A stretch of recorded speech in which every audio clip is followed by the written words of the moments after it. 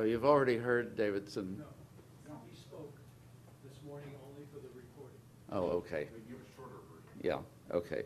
Well, he's a senior fellow at the Results for Development Institute and a senior associate at the Johns Hopkins Bloomberg School of Public Health, an advisor on health and poverty to the World Bank, UNICEF, and other agencies. And he's, since 2000 to 2003, he was the World Bank's principal health and poverty specialist. I'll leave the introduction at that length in order to move things along. So I should give a shorter. Yeah, just a short version. Okay. Now, this is going to be a real challenge. Giving a long presentation is not a big deal. Well, for those of you who weren't here this morning, this is my presentation will be in 3 parts. Can universal coverage programs be inequitable? Are universal coverage programs inequitable? Are they in fact inequitable? And then a conclusion. Now, the first part of this came because of harassment I was receiving from some elements within the health equity community accusing me of being a targetist, a targeter, I guess you'd say. It's a term I don't like in the sense that I would much prefer to say a focus, advocating a focus or I forget the term now, but assisted a focus on poor groups. And this was being seen as quite inferior to the alternative of universal coverage for 2 reasons. One, it was seen to imply a greater value for the life or health of the poor than for the better off. And second, because it seemed to be advocating special services for the poor that were seen to be inherently inferior to the better off, either because of quality or stigmatization. Now, my response to this was universal coverage is the ideal objective. There can be no question about that. It's great if you get there. But the question is, are you going to get there? Universal health coverage programs don't always get there. In fact, they rarely do get there. Remember Health for All in the year 2000, 1978, as I remember that was. I don't think we ever agreed on what it was, but most people would agree whatever it was, we didn't reach it. And it's possible on the route to universal health coverage to have different groups moving at different rates.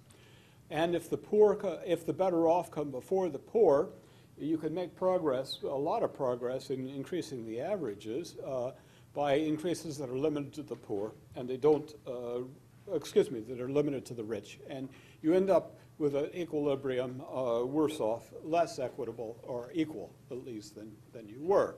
And this has been stated by the working of the health equity hypothesis by Cesar Victora, as in a piece well known about 15 years ago, 15, as new public health interventions initially reach those of higher socioeconomic status and only later reach the poor, there are initial increases in inequity and coverage.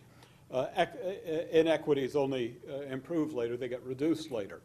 And so that's the basic thesis. Then, if that's true, the poor will suffer most if you don't get there.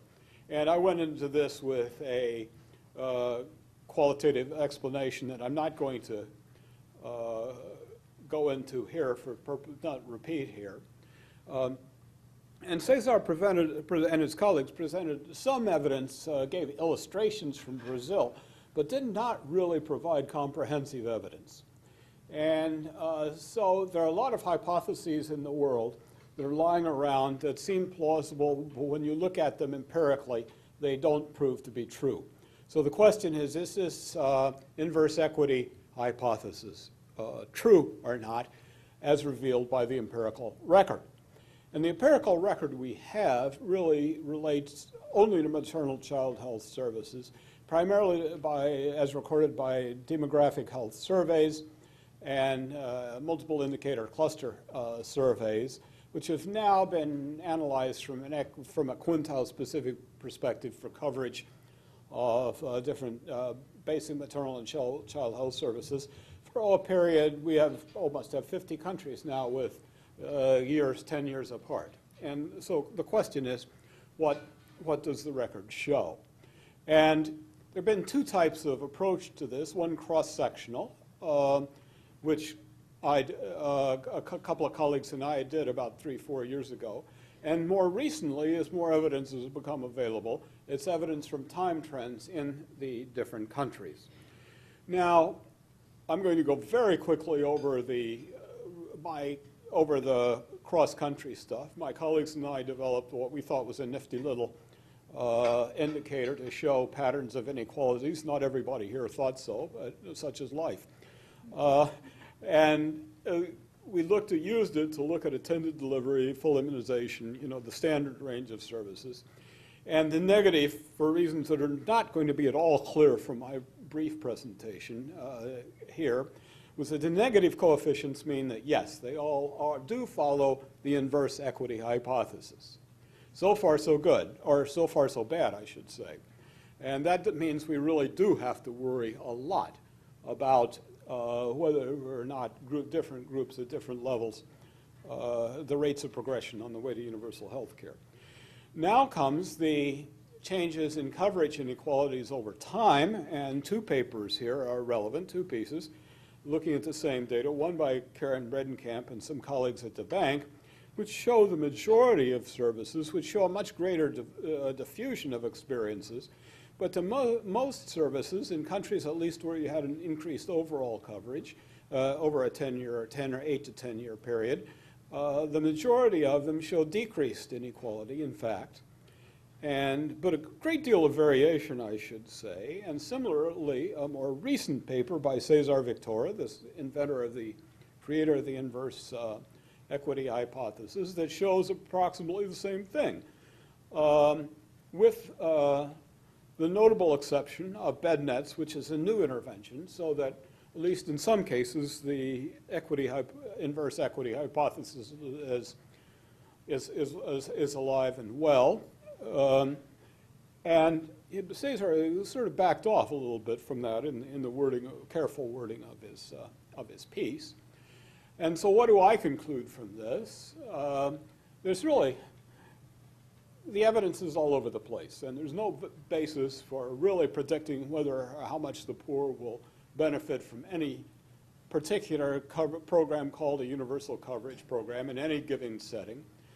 And that calls for, that's when monitoring becomes important. When you don't know what the outcome is going to be, that's when you have to monitor to tell whether or not it is in fact being inequitable or not. And second, a willingness to modify interventions that are found to produce increased inequalities when they do. So, thank you.